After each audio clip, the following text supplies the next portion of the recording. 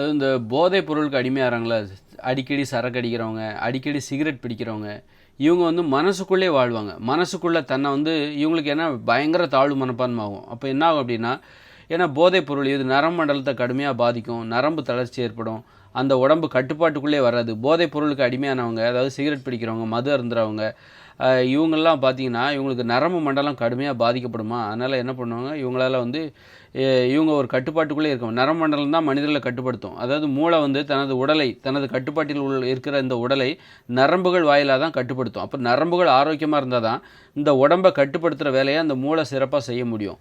அப்படி இருக்கும்போது இந்த போதைப் பொருளுக்கு அடிமையாகும்போது நரம்பு மண்டலம் கடுமையாக பாதிக்கும். நரம்பு மண்டலத்தை தான் போய் அட்டாக் பண்ணும் இந்த போதை என்பது. அப்போ அவங்களுக்கு நரம்பு தளர்ச்சி ஆகிடுமா. அப்போ அவங்களால அந்த மூளையால் அந்த உடம்பை கட்டுப்படுத்த முடியாது. மூளை வந்து தன்னையே கட்டுப்படுத்திக்கிடாது. அந்த அளவுக்கு நரம்பு மண்டலங்கிறது வந்து நரம்புகள் உடம்பு முழுக்க எங்கே வேணாலும் பரவி இருக்குது. அப்போ நரம்புகள் பலவீனம் அடையும் போது இந்த உடம்பை கட்டுப்பாட்டுக்குள்ளே கொண்டு வர முடியாத அந்த போதைக்கு அடிமையான அவங்களுக்கு தாழ்வு மனப்பான்மை ஏற்படும். நாம் ஒரு கட்டுப்பாட்டுக்குள்ளே இல்லை, நம்ம எண்ணங்களும் சரி மனசும் சரி நம்மளால் ஒரு கட்டுப்பாடே இல்லை, நம்ம ஒரு தன்னம்பிக்கை இழந்தவர்களாக நம்ம இருக்கிறோம். இதெல்லாம் நினைக்கும் போது அவங்களுக்கு ரொம்ப தாழ்வு மனப்பான்மை ஏற்படும். தன்னை பற்றி ரொம்ப தன்னம்பிக்கையே இருக்காதா இந்த மாதிரி போதைக்கு அடிமையானவங்க. அதனால் என்ன பண்ணுவாங்க, மனசுக்குள்ளே தன்னை வந்து அந்த தாழ்வு மனப்பான்மையை மறைக்கிறதுக்காக மனசுக்குள்ளே ஒரு வாழ்க்கை வாழ்வாங்க. மனசுக்குள்ளே வந்து தான் வந்து பெரிய ஆள், அதாவது இவங்களுக்கு ஏதாவது ஒரு கனவு இருக்கும். இப்போ உதாரணத்துக்கு ஆடம்பரமாக வாழணும், பணக்காரர் ஆகணுன்ற ஒரு ஆசை இருக்கும். ஆனால் இவங்க இந்த மாதிரி போதைக்கு அடிமையாயிடுறாங்களா, ஆகும்போது வெளியில் தன்னால் இனிமேல் வந்து பணக்காரனாக ஆக முடியாது. ஏன்னா நம்ம கட்டுப்பாட்டுக்குள்ளே இல்லை, நம்ம கட்டுப்பாட்டை இழந்தவர்களாகிட்டோம், போதைக்கு அடிமையாகிட்டோம், போதை வந்து நமது நரமண்டலத்தை கடுமையாக பாதிச்சிருச்சு, அதனால் இனிமேல் நம்மளால் நம்முடைய லட்சியத்தை அடைய முடியாது, ஒரு உதாரணத்துக்கு பணக்காரராக ஆக முடியாது. அப்படிங்கும்போது இப்போ என்ன பண்ணுவார் அப்படின்னா, அது ஒரு தாழ்வு மனப்பான்மை. அவரால் அதை ஒத்துக்க முடியாது. அப்போ மனசுக்குள்ளே என்ன பண்ணுறாரு, தான் ஒரு பணக்காரராக ஆகிட்டா மாதிரி கற்பனை பண்ணுறாரு. மனசுக்குள்ளே வாழ ஆரம்பிக்கிறார். மனசுக்குள்ளே அவர் பணக்காரராக ஆகிறாரு. ஆகி என்னெல்லாம் பண்ணணும், பணக்காரரானா என்னெல்லாம் பண்ணுவார், எல்லாத்தையும் பண்ணுறாரு. பெரிய வீடு கட்டுறது, இப்படி மனசுக்குள்ளே வீடு கட்டுறது, மனசுக்குள்ளே வாழ்கிறது. வெளியில் இவர் எதையுமே செய்ய மாட்டார்.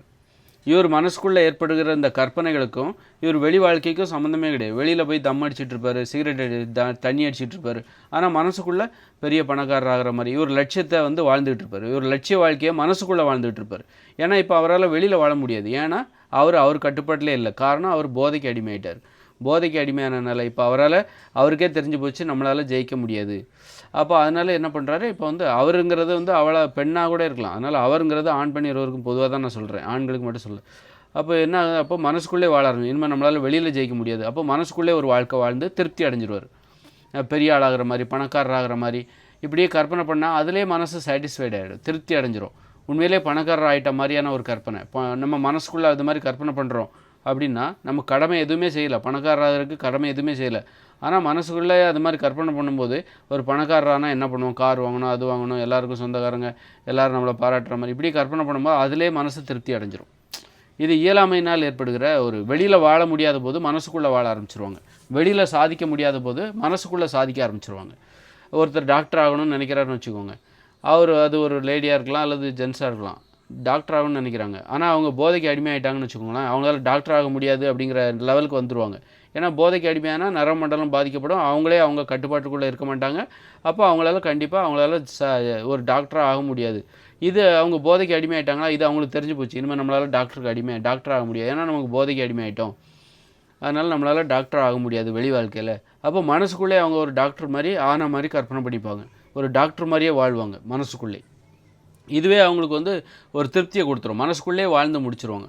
அப்போ வெளியில் பார்த்தீங்கன்னா தன்னை ஒரு டாக்டர்னு இவர் நினச்சிப்பார். ஆனால் வெளியில் யாரும் அவங்களுக்கு தெரியாதுல்ல, இவர் டாக்டர் மனசுக்குள்ளே அப்படி ஒரு நினப்பு இருக்குங்கிற வெளியில் உள்ளவங்களுக்கு தெரியாது.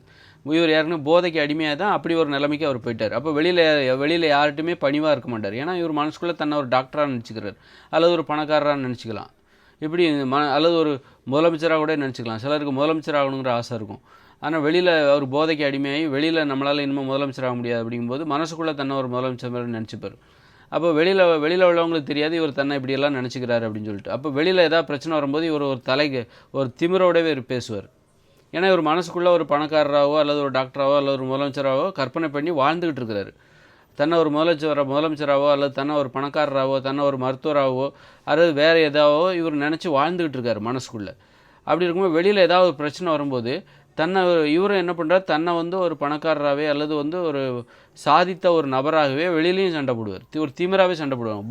போதைக்கு அடிமையானவங்கள பார்த்தீங்கன்னா ஒரு திமிராகவே சண்டை போடுவாங்க. நான் யார் தெரியுமா, என்கிட்ட வச்சுக்காத, அச்சா பிச்சான், என்கிட்ட உன்கிட்ட வச்சுக்கிட்டேன்னா அவ்வளோதான், உங்களை உண்டு இல்லைன்னு பண்ணிடுவேன் அப்படின்னு சொல்லிட்டு ஏதோ அவங்க வந்து பெரிய லெவலில் இருக்கிற மாதிரியே பேசுவாங்க. காரணம் அவங்க மனசுக்குள்ளே வாழ்கிறாங்க. இந்த திமிர்லாம், நான்கிற அகங்காரம், திமிரு, என்ன யாருன்னு நினச்ச உன்னை உண்டு இல்லைன்னு பண்ணிட மாட்டேன், என்கிட்ட விளையாட, இந்த மாதிரிலாம் பேசுகிறாங்கல்ல, இவங்க எல்லாருமே பார்த்தீங்கன்னா மனசுக்குள்ளே ஒரு வாழ்க்கை வாழ்ந்துட்டுருப்பாங்க. மனசுக்குள்ளே அவங்க நினைப்பாங்க இந்த மாதிரி இதை நம்ம எதிர்காலத்தில் அடைவோன்னு நினைப்பாங்க. அப்படி கிடையாது. இப்போவே நீ வந்து வெளியில் வாழ முடியாது, அதனால் மனசுக்குள்ளே வாழ்ந்துக்கிட்டு இருக்கிற, வாழ்ந்து அதன் மூலம் திருப்தியை பெறுகிற. நீ வேறு அப்புறம் சோம்பேறி ஆகிடுவாங்க. ஏன்னா மனசுக்குள்ளே வாழ்ந்துடுறாங்க. வெளியில் எதையுமே செய்ய வேண்டிய அவசியமே இல்லை. நீ ஒரு எந்த லட்சியத்தையும் நம்ம மனசுக்குள்ளே வாழ்ந்துருவாங்க. அதனால் வெளியில் நம்ம எதுக்கு செய்யணும், அந்த மாதிரி ஒரு இயலாமைக்குள்ளே மாட்டிப்பாங்க. அதனால் போதைப் பொருளுக்கு மட்டும் அடிமை ஆகிடாதீங்க. அடிமை ஆகிட்டிங்கன்னா இந்த மாதிரியான உளவியல் பிரச்சனைகளுக்கு மாட்டிப்பாங்க. உளவியல் பிரச்சனை, மனசுக்குள்ளே வாழ்கிற ஒரு உளவியல் சார்ந்த பிரச்சனைக்கு மனிதர்கள் மாட்டிக்கொள்வார்கள் என்பது மட்டும் நிச்சயம். அப்போ போதைப் பொருள்லேருந்து முற்றிலும் விடுபடணும். விடுபட்டால் மட்டும்தான் நீங்கள் வந்து ஒரு இயல்பான மனநிலைக்குள்ளே வர முடியும். உங்கள் கடமை அது சார்ந்த ஒரு கற்பனை, அதற்கு பொருத்தமான ஒரு கற்பனை, நீங்கள் என்ன செய்கிறீங்களோ அதை சார்ந்து ஒரு கற்பனை வர வேண்டும். நீங்கள் எந்தவித கடமையும் செய்யாமல் ஒரு கனவு காண்றீங்க மனசுக்குள்ளே, அப்படின்னா நீங்கள் வாழ்கிறீங்கன்னு அர்த்தம். மனசுக்குள்ளே வாழ்கிறீங்க, கடமையை செய்யாமல் மனசுக்குள்ளே ஒரு வாழ்க்கை வாழ்ந்துட்டுருக்கீங்க. அந்த வாழ்க்கை வாழ்கிறதுக்கு நீங்கள் கடமை எதுவுமே செய்ய வேண்டியது, சும்மா படுத்து கிடந்தாலே போதும். இதுதான் வந்து உளவியல். அப்போ வந்து இயல்பு நிலைக்கு வரணும்னா போதைப் பொருள்லேருந்து நம்ம விடுபடணும்.